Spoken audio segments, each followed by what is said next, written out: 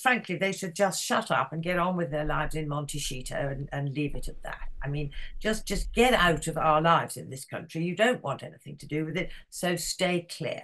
Breaking right now, King Charles and Queen Camilla have arrived in Australia amid a storm of controversy, reparations, and the Republican debate, turning what some people have, I think, quite unkindly described as the monarch's farewell tour to Australia into a bit of a media and PR disaster. I think there's one person who has a lot of responsibility for this. Meghan Markle will come to her shortly. But there they were arriving. It was interesting. Charles did the long haul flight, first commercial, and then he met up with Camilla, who had been on holiday in Asia for the Australian Air Force to pick them up from Singapore. Quite sensibly, they are taking a cool, calm, and collected approach to the tour. Given Charles's health issues, he has had to stop his cancer treatment in order to be in Australia. So they will be taking tomorrow off. But we did get this meeting with the Australian PM, Anthony Albanese, who wrote, "A warm welcome back to Australia. Their Majesties have a deep regard for Australia, and this visit will be an opportunity to showcase the very best of our modern and dynamic nation. Over the next few days, King Charles and Queen Camilla will meet with Australians at events in Sydney and Canberra." It was beautiful as well because the Sydney Opera House, that iconic building, was lit up with iconic images of Charles and Camilla. However, this is bad. The Australian governors who represent the different states all refused to meet with the head of state. So let me bring in now the brilliant Christine and Neil Hamilton, monarchists both.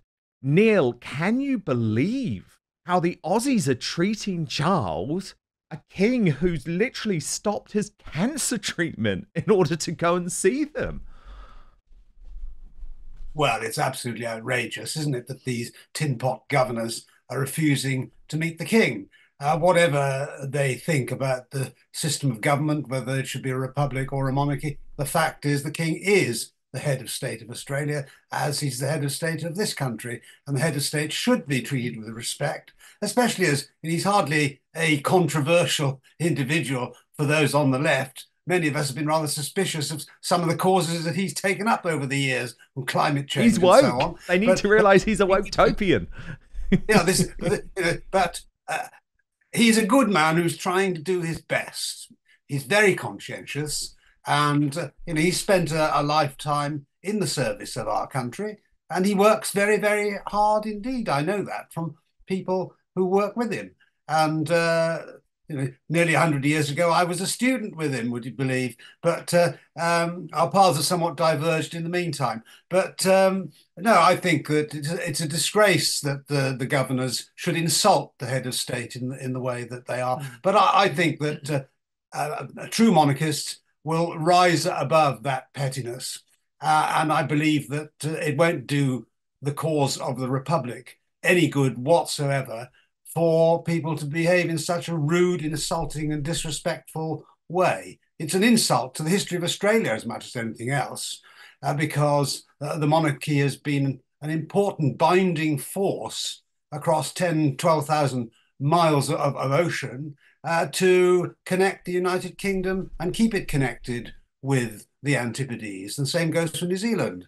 And I used to be the secretary of the Australia and New Zealand Parliamentary Group in the House of Commons. And I've been to Australia and New Zealand many times. And I've always felt quite emotional, actually, at the strength of the bond between our separate countries. And I think the monarchy is a binding force for good. Absolutely. I mean, one of the issues, of course, Christine, is that there is a woke government in Australia, but you've also got the governments in the Caribbean, and especially the Prime Minister of Barbados and the Prime Minister of Jamaica, who have bought into the rhetoric that was very much helped by the way that Meghan Markle and Prince Harry turned on the royal family. And they haven't made the job easy for Charles and William, have they? No, they have made it a hell of a lot more difficult. And you can understand people saying, if this is the royal family, we don't want it. But I think what people have to do is have to understand that, as Neil has said, the king is a good man. Fundamentally, I don't agree with all his views, but he is a good man who's trying to do his best in very difficult circumstances. And he is being undermined by one of his sons and wife. And what they are trying to do to the monarchy is appalling for their own vested self-interest. And of course, that encourages Republican feelings. It's giving people an excuse to attack, for want of a better word, the monarchy. And I think what they're trying to do, frankly, they should just shut up and get on with their lives in Montecito and leave it at that. I mean, just get out of our lives in this country. You don't want anything to do with it, so stay clear. I think they should stick to their roles in South Park. You know, that's where they belong. Oh, that's so funny, that cartoon. I know. It was absolutely brilliant, wasn't it? The reparations debate, though, you could argue has been sparked just a little bit by King Charles, who specifically said a couple of years ago, the time to have a discussion about slavery has now come. And I think that was a big mistake. This is how Richard Tice, the Reform UK deputy leader, decided to deal with the issue of reparations this week. Not a single penny in reparations. Because, look, the reality is, frankly, lots of other countries owe us. Yeah. I mean, it is the Royal Navy and the British taxpayer that stopped the slave trade over many years, about 170, 200 years ago, and we should be thanked for that. Not then said you've got to pay a bill. And you know, there were vast legions of people along the way who made money out of the vile slave trade, including tribal leaders and rulers and kings in African countries. So let's just stop. You agree, Neil? Of course, it's absolutely 100% right. And when you look at the state of the world today, there are many countries where slavery still exists in practice because authoritarian and despotic governments terrorize their own people, and corrupt leaders are pocketing the wealth of their countries and spending it for themselves. You know, Britain has led the world in human rights. We actually developed the principles of the rule of law, which underpin all civilized modern society. We were largely responsible for representative government and democracy. And we certainly, as Richard pointed out, were instrumental in suppressing the Atlantic slave trade. Of course, Arab countries and other despotic regimes in Africa perpetuated slavery long after it had been abolished throughout the British Empire. For all, it was abolished throughout the British Empire way back in 1807. And that's 200 odd years ago. It was the humanitarian impulse of evangelical Christians in this country that led the world gradually to extirpate slavery wherever it was found. Certainly in Western-oriented countries, Oriental despotisms perpetuated slavery long, long after we got rid of it in Europe. And slavery had never existed in England anyway, because it was declared to be unlawful way back in the Middle Ages. So English law has also made its contribution to this debate. And I do think that it is foolish to say we must have a conversation about this. What we do need a conversation about it, actually. What we need is a conversation which actually points the finger at those countries that never wanted to get rid of slavery when we were stamping it out. And now all it's about is rattling the begging bowl, wanting the cash. It's nothing whatever to do with the principles which underlie a free society, because most of the countries that are seeking so-called reparations are actually doing it for the most base of reasons. They just want to enrich themselves. After all, the people who did suffer slavery are long since dead. And if it wasn't for slavery, obviously countries like Jamaica and other Caribbean countries would hardly have the racial composition that they now have. And I wonder whether, looking back on it, you think that the people who've lived in Nigeria and countries like that in this century have done better than those in the former colonies of the British Empire elsewhere. Very often as a result of colonialism, barbaric practices like sati and thuggy in India, the burning of widows on bonfires and so on, those appalling practices were abolished. So, Exactly. the overall record, I think the British Empire is very much for good. Be proud of it. Be proud of it. And I think Charles and William have to be very careful not to fall into the trap of Harry and sort of try to outwoke Harry and Meghan. No.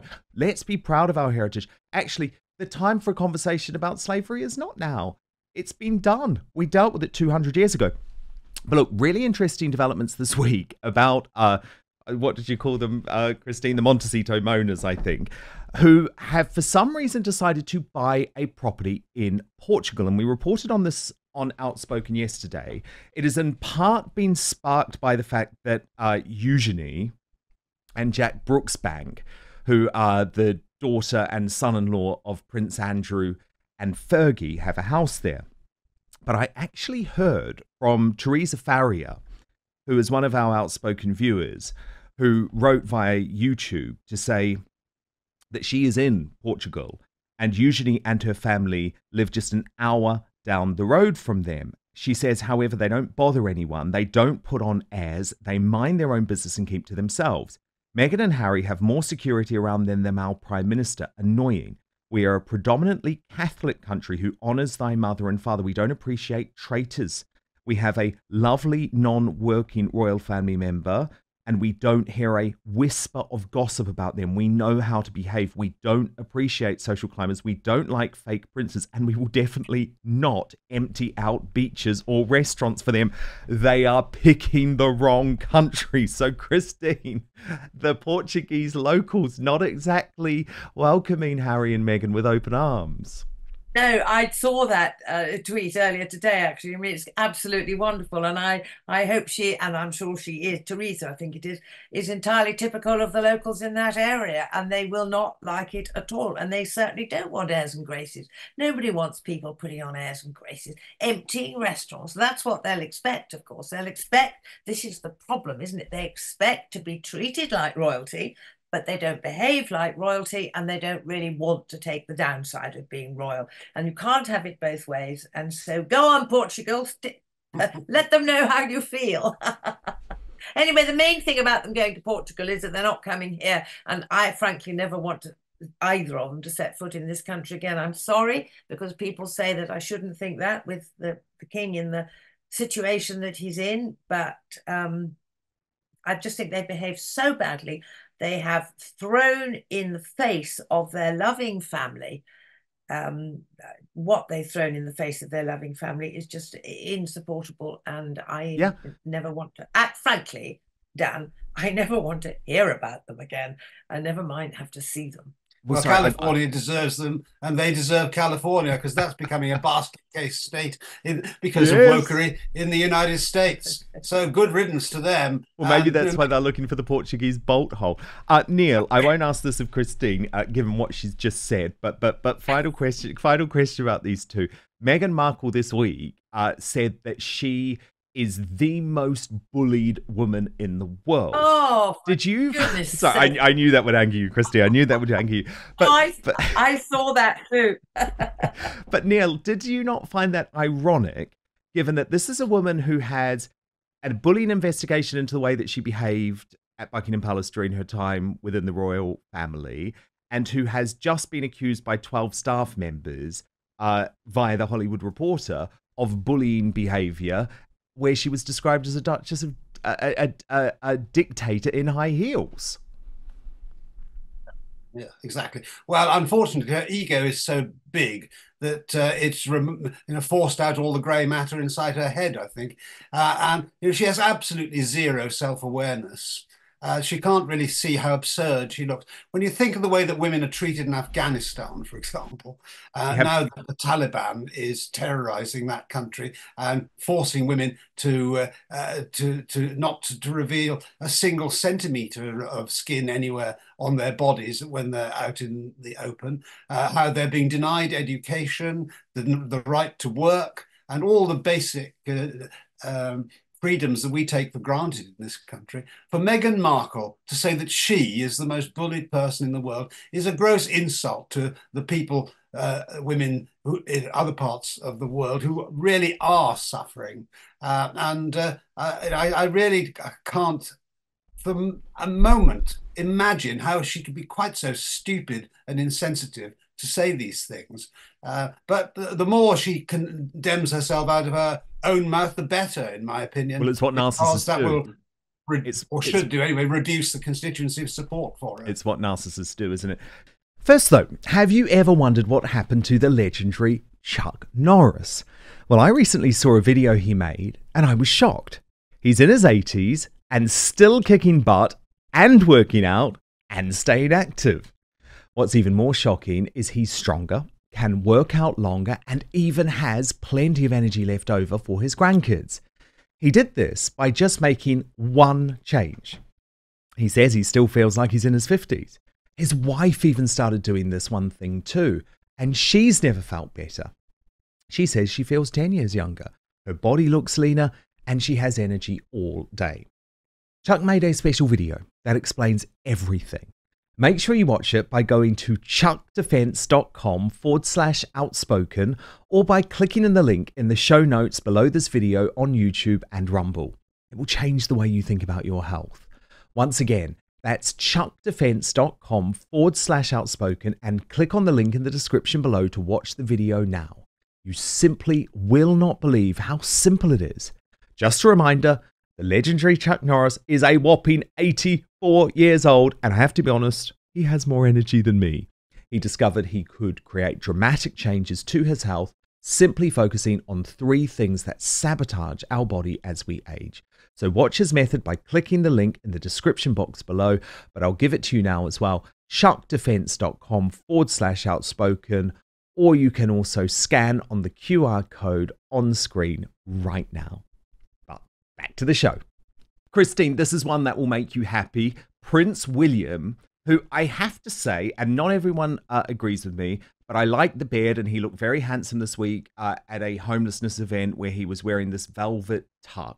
And this is a big project for him. You know, he wants to eradicate homelessness across all of the UK, inspired by Princess Diana.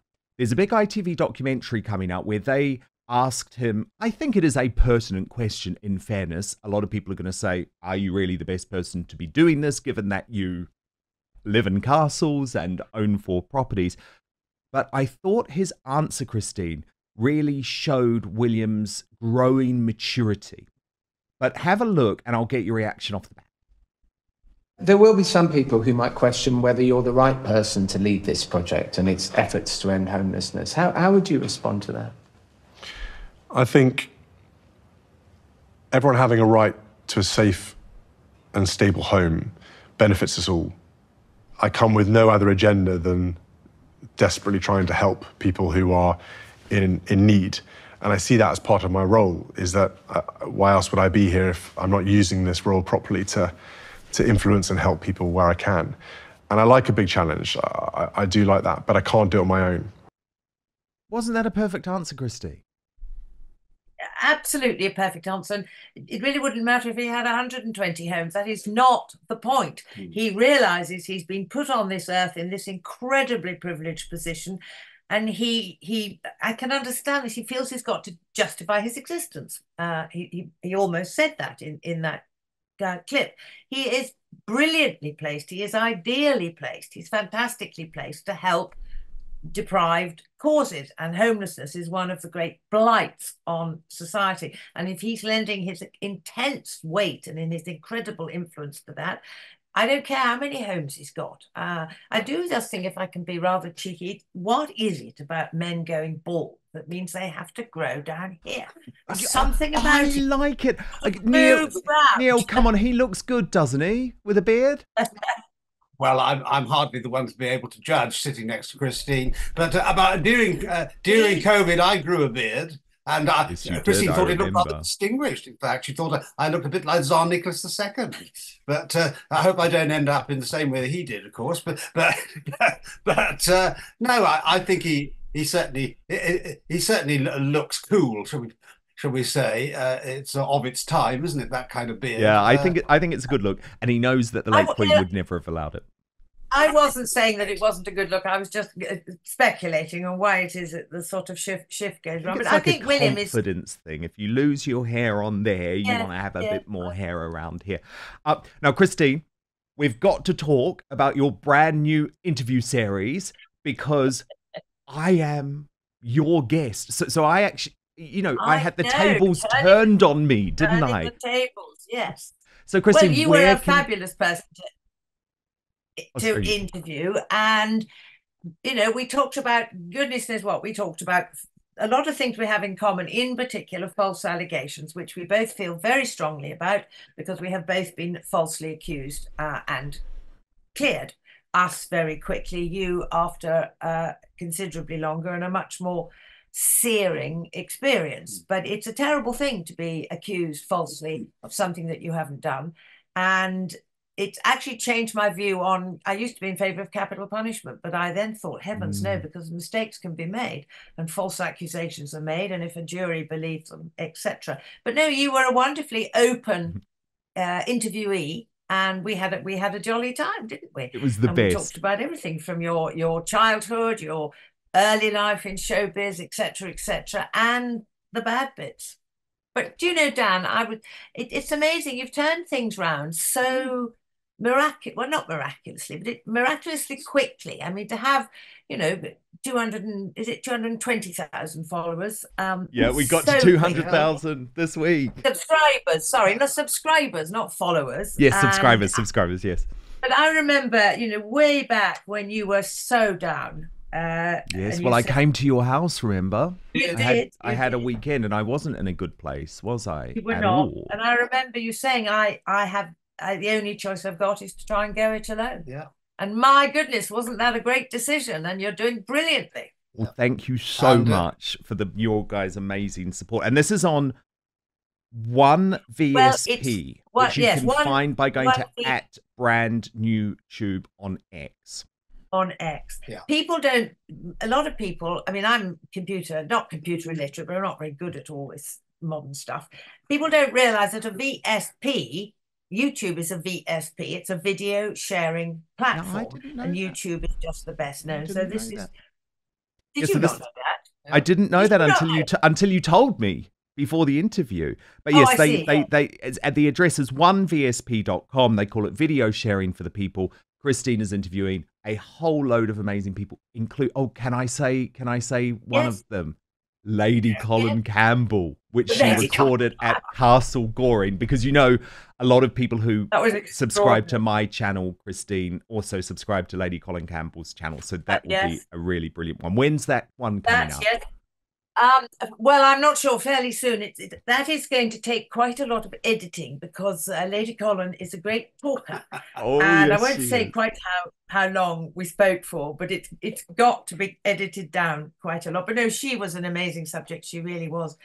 And no, I've got some other goodies in the can too. Yeah, we had several hours of material as a result of that. So we're having to be quite selective about it. But can I just mention that the USP of One VSP is that we are a free speech channel.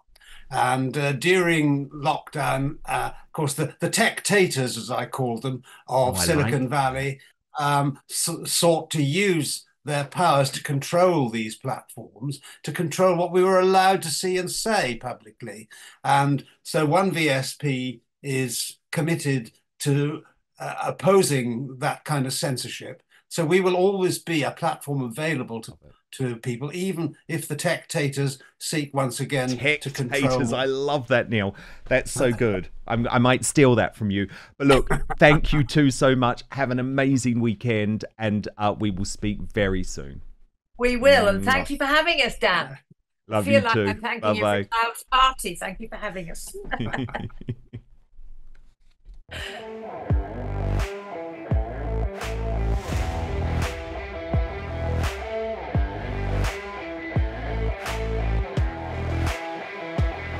Thank you so much for watching Dan Wootton Outspoken. Please click on my face just to the bottom left to subscribe to this brand new independent news source. and turn on the notification bell so you'll be alerted to our brand new live shows, uncancelled interviews, and special royal episodes. Outspoken is also now available as a podcast, so you can listen to the show every weekday on the go, wherever you are.